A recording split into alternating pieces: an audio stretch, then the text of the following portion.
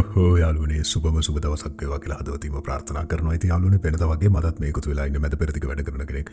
අද වාගේ සැලරි එක ලංකාවට යවන්න බලාපොරොත්තු වෙන ඉන්නවා නම් අද ඔයාලට මොන වගේ ඩේලි රේට් එකක් ලැබෙයිද කියලා ඉතින් යාළුවනේ මම මේ වීඩියෝ එකෙන් කතා කරනවා. මැද පෙරදිග රටවල් හතක අතර මිලත් සඳහන් වුණේ කොහොමද කියලාත් මම මේ වීඩියෝ එකෙන් කතා කරනවා. ඉතින් යාළුවනේ වීඩියෝ එකට යන්න කලින් පුංචි ලයික් එකක් දාලා පුංචි කමෙන්ට් එකක් දාලා ඔයාලගේ අදහස් මාත් එක්ක බෙදා ගන්න කියලාත් මතක් කරනවා. ඉතින් අලුත් කෙනෙක් නම් පුළුවන් නම් subscribe කරලා මාත් එක්ක දිගටම එකතු වෙන්න කියලාත් මතක් කරනවා.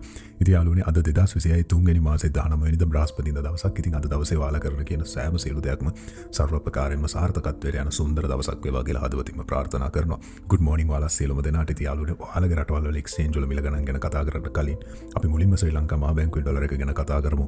ඉතින් යාළුවනේ අද ශ්‍රී ලංකා මහ බැංකුවේ ඩොලර් එකක් ගැනුම් මිල විදියට සඳහන් වෙන්නේ 307.18ක් විදියට. ඒ වගේම විකුණුම් මිල විදියට සඳහන් වෙන්නේ 315.88ක් විදියට. ඒ වගේම මැද පෙරදිග ඩොලර් එකක් සඳහන් වෙන්නේ 311.88ක් විදියටත් සඳහන් වෙනවා. ඉතින් යාළුවනේ දැන් අපි කතා කරමු ඔයාලගේ රටවල් වල exchange වල මිල ගණන් ගැන. ඉතින් යාළුවනේ අද ඩුබායි ඩිරාම් එකක් Google rate එක සඳහන් වෙන්නේ 84.90ක් විදියටත්. නිකමට හරි වා ඩුබායි ඉඳලා වාගේ සල්ලි එක ලංකාවට යවනවා නම් අල්ලන්සාරි exchange එක හරහා එයාලා 84.35ක් විදියට සඳහන් කරලා තියෙනවා.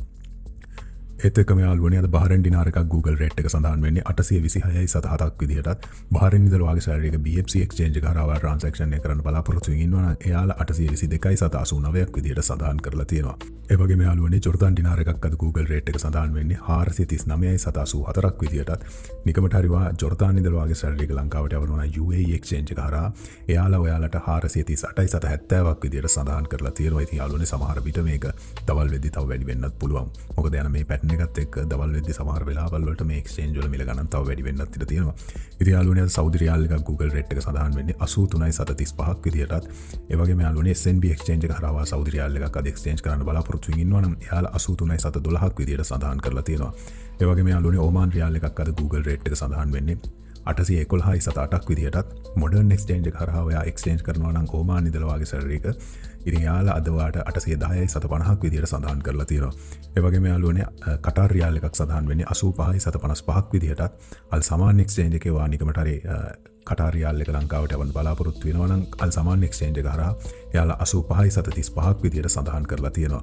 ඉතින් ඒ වගේම තමයි යාළුවනේ තව දවල් වෙද්දි සමහර විට වැඩි වෙන්න පුළුවන්. මේක තමයි මේ සතියේ මැද පෙරදිග වැඩිම exchange rate හම්බෙන සතිය විදියට අද දවස තමයි සඳහන් කරන්න පුළුවන්. ඉතින් යාළුවනේ අල් සජිල් exchange එකේ කුවේට් ඩිනාර එකක් අද සඳහන් වෙන්නේ 1013.50ක් විදියටත්.